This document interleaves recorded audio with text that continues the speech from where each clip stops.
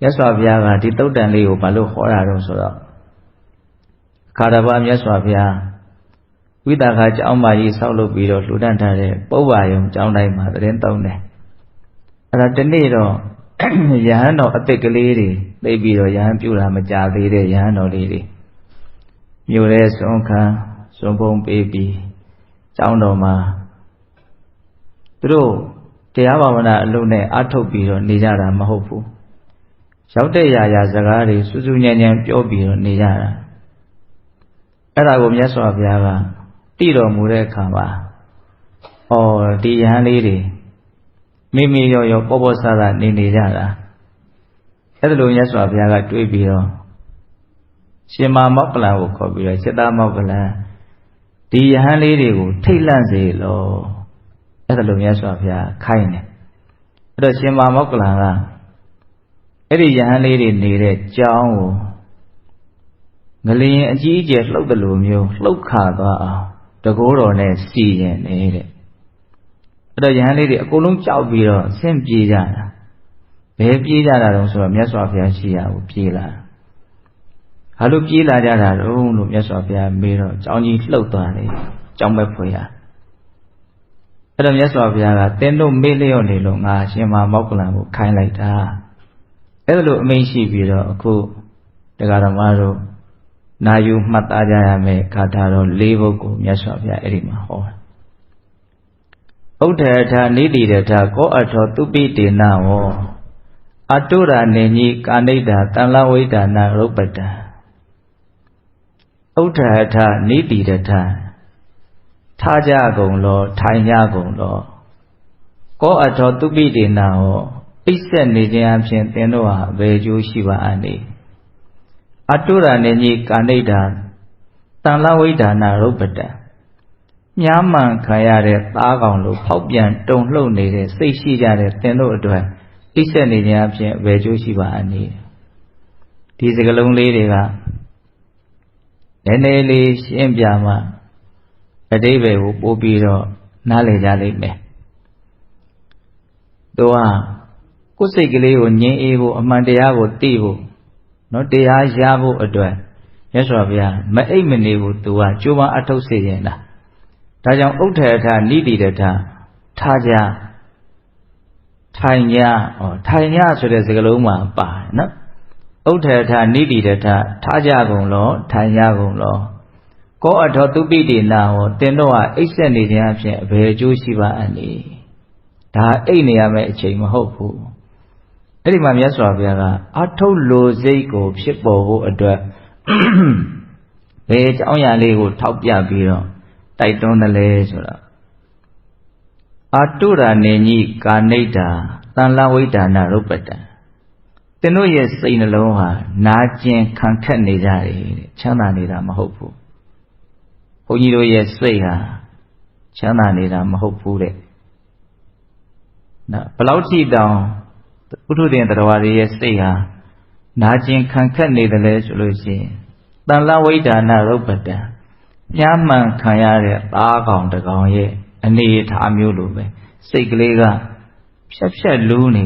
နာကျင်မှုနဲ့ဖြက်ဖြက်လူးနေတယ်အဲ့လောက်ထိကိုယ့်ရဲ့အခြေအနေကိုမြင်နိုင်သလားမမြင်နိုင်ဘူးကိုယ့်ဟာကိုယ်တော့အထိုက်လျောက်အဆင်ပြေတယ်လို့ထင်နေတာဟုတ်နော်အဆင်ပြေတယ်မပြေဘူးချမ်းသာတယ်မချမ်းသာဘူးဆိုတာကလည်းပဲတခါတရံမှာ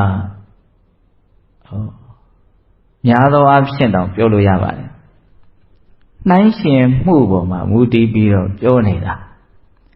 ဓာတ်ထက်ချမ်းသာတဲ့အခြေအနေတရက်ကိုထောက်မယ်ဆိုရင်အခုနည်းနည်းချမ်းသာတယ်လို့ထင်ရတဲ့အခြေအနေတရက်ကဆင်းရဲနေတာဖြစ်သွားတယ်အခုဘုန်းကြီးပြောတာကိုသဘောပေါက်မလားမသိဘူး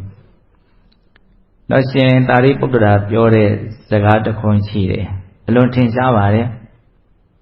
လူသားတွေကိုကြည့်ကျင်တာလေးကြည့်ရရင်ကိုမြင်ကျင်တာလေးမြင်ရကိုကြားကျင်တာလေးကြားရင်စိတ်ကလေးတွေကနှစ်သက်တယ်ချမ်းသာတယ်ဒါကိုကာမတုခခေါ်တော့နော်အဲ့ဒီကာမတုခကိုရလိုတဲ့အတွက်မြတ်နိုးတဲ့အတွက်ပဲဘုန်းကြီးတို့ဒါအတွက်ပဲအချိန်ကုန်လိုက်ရှာဒါနဲ့ပဲနေကြတာပါပဲဟုတ်တယ်မဟုတ်လားကြည်ရင်နဲ့ကြားရင်နဲ့နမ်းရှူရင်နဲ့စားတော့ရင်နဲ့တွေ့ထိရင်နဲ့ ချမ်းသာရှာပြီးတော့နေကြတာအဲ့ဒါကိုတကယ်လဲကောင်းလိုက်တာလို့ပြောကြဆိုကြတာလည်းရှိဘူးလားရှိတယ်အဲ့ဒါလို့တတ္တဝါတွေတကယ်ကိုအကောင်းလို့သူတို့နားလည်ပြီးတော့တတ်မှတ်ပြီးတော့ရှားဖွေခံစားနေကြတဲ့အဲ့ဒီကာမဒုက္ခတကယ်လို့အဲ့ဒီတရားဟာပထမဇန်ရအောင်ကြိုးစားအထောက်နိုင်မယ်ဆိုကြပါစို့ဘာဝနာတရားတစ်မျိုးမျိုးကိုနိမလမှန်ကြိုးစားလို့သူပထမဇန်ရတယ်ဝိတဝိစာရပီတိဒုက္ခဧကဂတာဇန်ရင်၅ပါးဒီအာယုံလေးကိုနော်တွေ့တော့တယ်ကြံစီတယ်သုံးတတ်တယ်ပြီးရင်သူ့ရဲ့စိတ်ကပီတိနဲ့နှစ်သက်တယ်ချမ်းသာတယ်စိတ်ကလေးကငြိမ်နေတယ်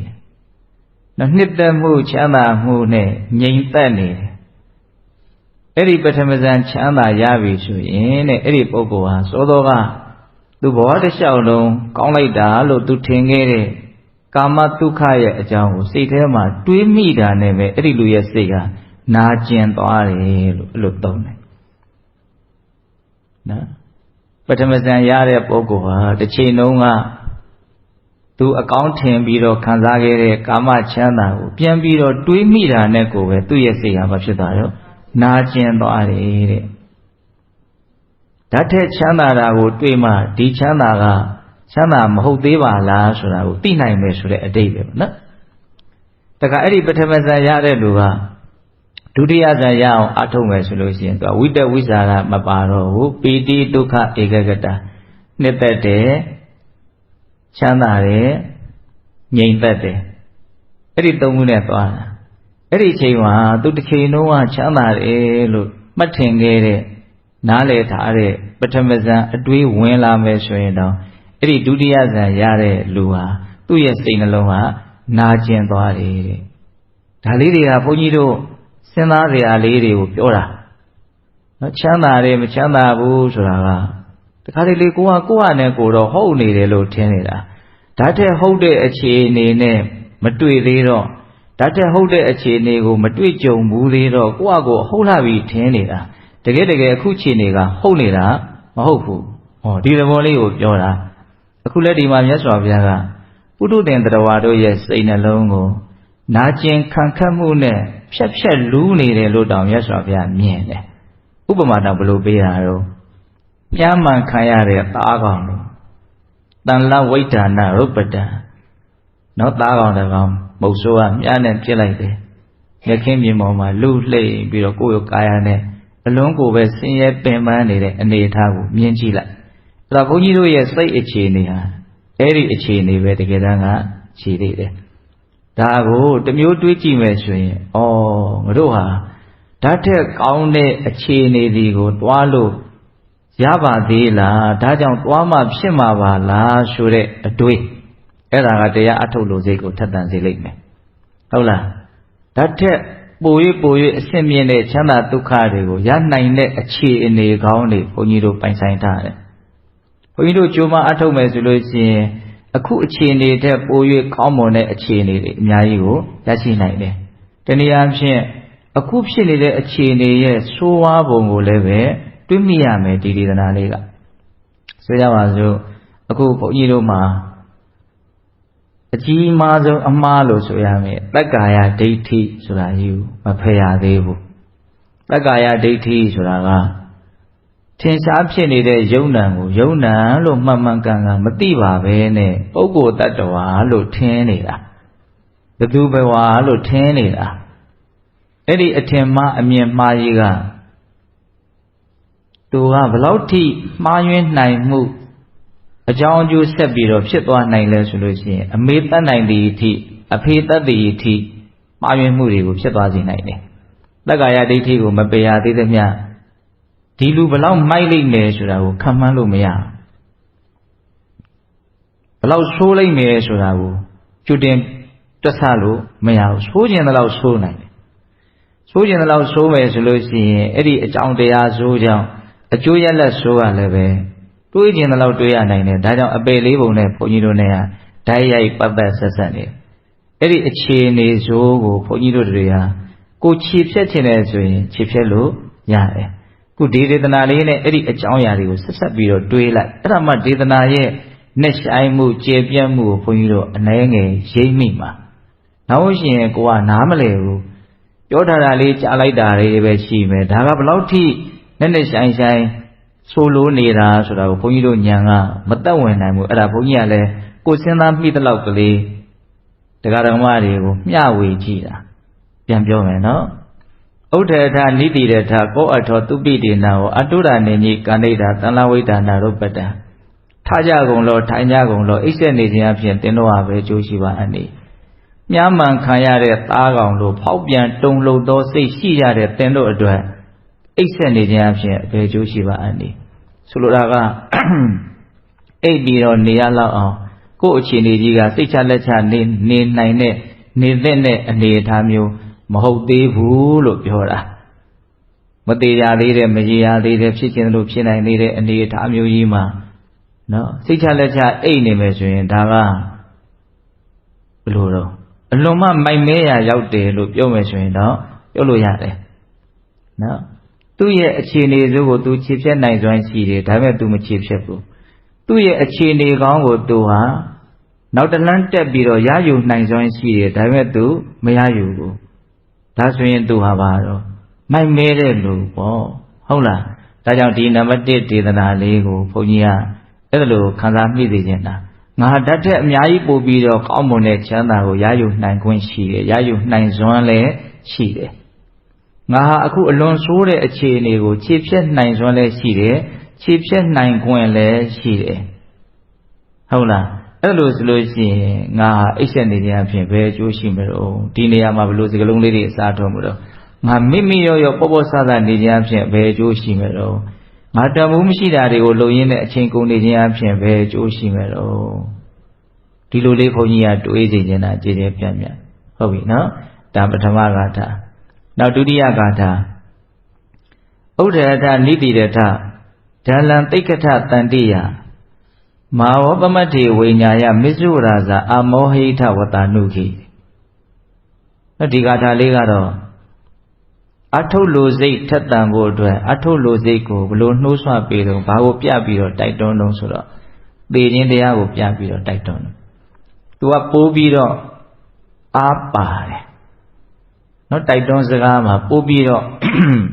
ထိရောက်မှုရှိတယ်လို့ဘုန်းကြီးကမြင်တယ်ဥဒ္ဒေထနိတိရထထားကြကုန်လို့ထိုင်ကြကုန်လို့ဓာလံသိက္ခထတန္တိယဒီစကလုံးလေးကမျက်နှိုးစရာကောင်းဓာလံသိက္ခထတန္တိယကိုယ်စိတ်နှလုံးလေးငြိမ်းအေးဖို့အတွက်ဆွဲဆွဲမြဲမြဲလေ့ကျင့်ကြကုန်လို့တဲ့လေ့ကျင့်ရတယ်နော်စိတ်ကအမြဲတမ်းကြီးပူပြီးတော့ကြီးနေတာမဟုတ်ဘူးအေးတဲ့အခါလေးတွေလည်းရှိတယ်မို့လား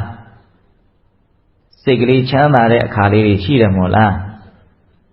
ဘာလို့ချမ်းသာတာတော့ဘာလို့စိတ်ကလေးအေးသွားတာတော့ဆိုရင်ဆင်းအောင်နှိမ့်ဆက်မဲ့အရာအခိုက်အတန့်ကင်းကောင်သွားလို့နော်ပူလောင်ရှုမြိုက်မဲ့အရာလေးအခိုက်အတန့်ငြိမ်းသွားလို့စိတ်ကလေးကအေးသွားတာအဲ့ဒါကိုကိုယ်ကသတိထားရမယ်။ငါစိတ်ကလေးငြိမ်းအေးသားပဲငါစိတ်ကလေးချမ်းသာတာပဲဒီအချိန်လေးမှာဘာလို့ငါစိတ်ကလေးငြိမ်းအေးတာတော့ချမ်းသာတာတော့နှိမ့်ဆက်အောင်လုံးမဲ့အရာမရှိလို့ပူလောင်အောင်ရှုမြိုက်မဲ့အရာမရှိလို့ငါအဲ့လိုလည်းပဲလှုပ်တတ်တာပဲလှုပ်ပြီးတော့နေတတ်တာပဲဟုတ်လားပူလောင်အောင်ရှုမြိုက်မဲ့အရာကလူချင်းမှုရဲ့မကျေနပ်မှုရဲ့မသိမှုရဲ့ဒါပဲလောဘဒေါသမောဟဆင်းရဲအောင်နှိမ့်ဆက်မဲ့အရာကလည်းဒါပဲတကယ်ကဉာဏ်လေးနဲ့ပြန်ပြီးတော့စစ်ကြည့်လိုက်အဲ့ဒီဆင်းရဲအောင်နှိမ့်ဆက်မဲ့အရာပူလောင်ရှုမြိုက်မဲ့အရာတွေကိုအခိုက်အတန့်ကင်းကွာအောင်ဘုန်းကြီးတို့မလှုပ်တတ်ဘူးမဟုတ်လှုပ်တတ်တယ်လှုပ်တတ်လို့လည်းပဲအထိုက်လျောက်လှုပ်ဖူးတယ်လှုပ်ဖူးလို့လည်းပဲအထိုက်လျောက်ချမ်းသာဘူးတယ်ဟုတ်တယ်မဟုတ်လားပြဿနာကဘာတော့ခဏပဲပြီးတော့ပြစ်ထားလိုက်တော့အဲ့ဒါကိုဆွဲဆွဲမြဲမြဲပါတော့မလေ့ကျင့်ဘူးအမှန်ဆိုရင်လှုပ်တတ်တယ်လှုပ်လဲလှုပ်ဖူးတယ်ဒါလေးကိုခက်စိတ်စိတ်ကလေးဖြစ်အောင်လေ့ကျင့်မယ်ဆိုရင်ဘုန်းကြီးတို့ရဲ့စိတ်နှလုံးဟာငြိမ်းအေးမှုမှာအသားကျသွားနိုင်တယ်ချမ်းသာမှုထဲမှာအသားကျသွားနိုင်တယ်အခုတော့ဘုန်းကြီးတို့ဟာတခါတလေလေးပဲလျှက်စီးလက်တာလေးမြင်လဲရသလိုဝင်းကနေလက်ကနေလေးလောက်ပဲဟုတ်လားငြိမ်းအေးမှုချမ်းသာမှုလေးဟာရှားပါလိုက်တာနော်အဲ့လိုသွားတာအဲ့ဒါကြောင့်မလို့ဒီစကားလုံးလေးကိုဘုန်းကြီးတို့အသုံးချရမယ်မြတ်စွာဘုရားဘလို့တိုက်တွန်းတော့ဒံလံသိက္ခထတန္တိယကိုယ်စိတ်နှလုံးလေးငြိမ်းအေးဖို့အတွက်ဆွဲဆွဲမြဲမြဲလေ့ကျင့်ကြလေ့ကျင့်တာတော့သူကရှေ့ကဆွဲဆွဲမြဲမြဲဆိုတဲ့စကားလုံးပါတယ်ဒံလဆိုတာဆွဲဆွဲမြဲမြဲလှုပ်တစ်ချက်မလှုပ်တစ်ချက်အဲ့လိုမဟုတ်ဘူးဒါကငါဘဝထဲမှာ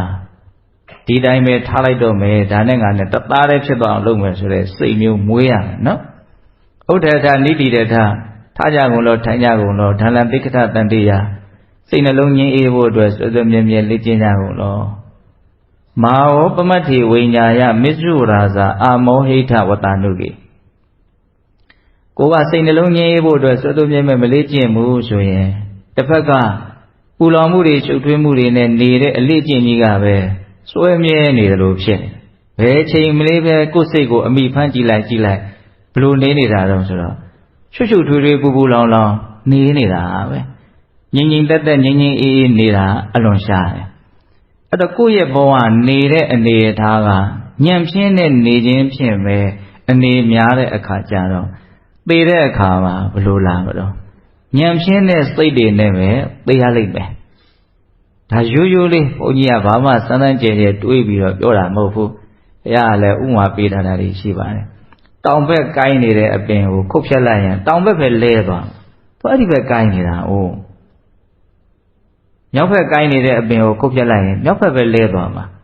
တဘုံတို့ဘဝတစ်လျှောက်လုံးဘလို့နေသလဲဘလို့စိတ်နဲ့နေသလဲ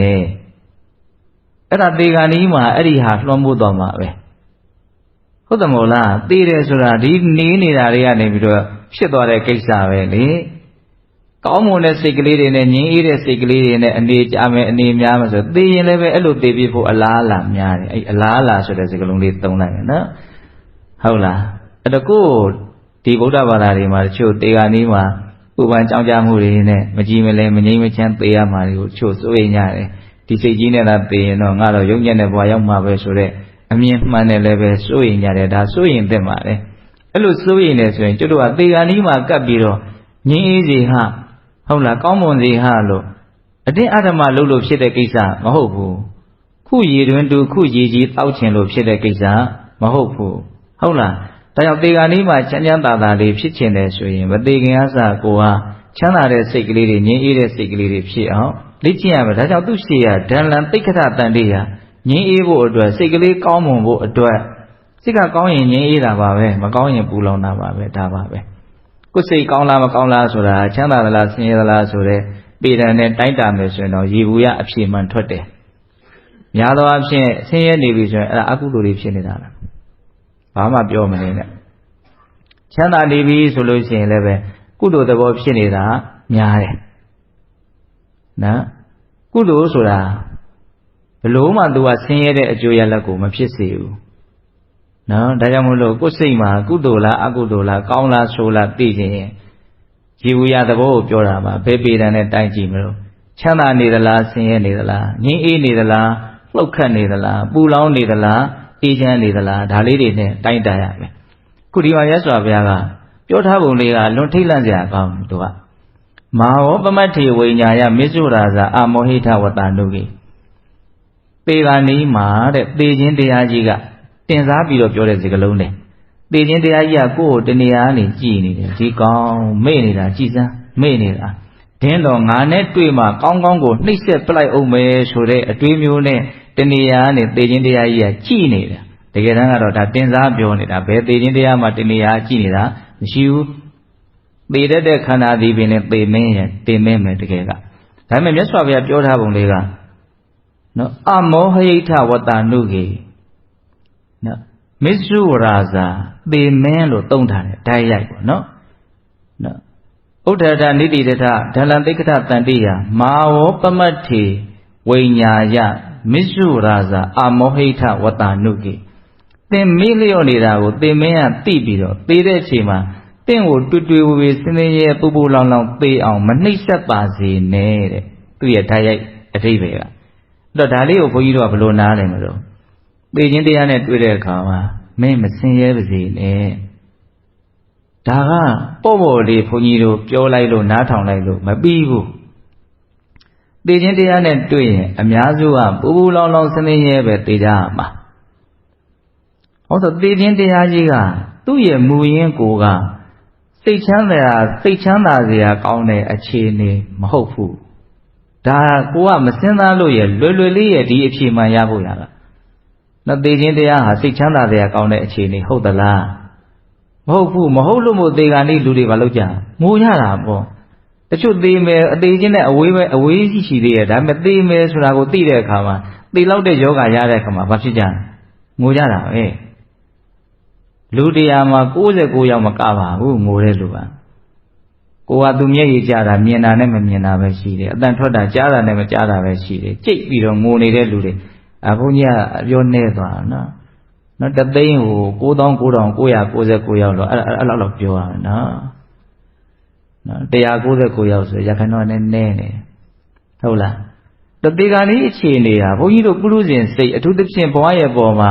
နားမလည်နိုင်မှုတွေအားကြီးပြီးတော့ဘဝပေါ်မှာနမမောမှုအားကြီးတဲ့ပုဂ္ဂိုလ်တွေအတွက်တေဂာနီးဟာအလွန်မှစိတ်နှလုံးမချမ်းသာကြကောင်းတဲ့ကိစ္စကြီးပဲဘုန်းကြီးကဒီကိစ္စကိုအလေးနဲ့ထားပြီးတော့ခဏပြောဖို့ပါတယ်ကိုတွေးဘူးတာလေးတွေကိုပြောဘူးတယ်ပေါ့နော်လူတွေကတေခြင်းတရားကိုတချို့ကခက်လွယ်လွယ်ပြောရတာရှိတယ်အဲ့ဒါကိုစိတ်ကမခံကျင်ဘူးမှားနေတယ်စိတ်ထဲကကြေလောင်မြည်ဟီးနေတဲ့ဘုန်းကြီးစိတ်ထဲမှာမှားနေတယ်ဒီကိစ္စကြီးမှားနေတယ်လွယ်ပဲသူတို့ကထင်းနေတာမလွယ်ဘူးဆိုတာကိုဘုန်းကြီးကဘယ်လိုတွေးမိတော့ဆိုတော့ဆိုကြပါစို့ဘုန်းကြီးတို့ရဲ့အလွန်ချစ်ရတဲ့ခင်ရတဲ့လူတွေကိုမိသားစုဝင်တွေကပဲဆိုကြပါစို့မပြောပါမဆိုပါတယောက်လောက်သေသွားမယ်ဆိုရင်ဘယ်လိုနေမလို့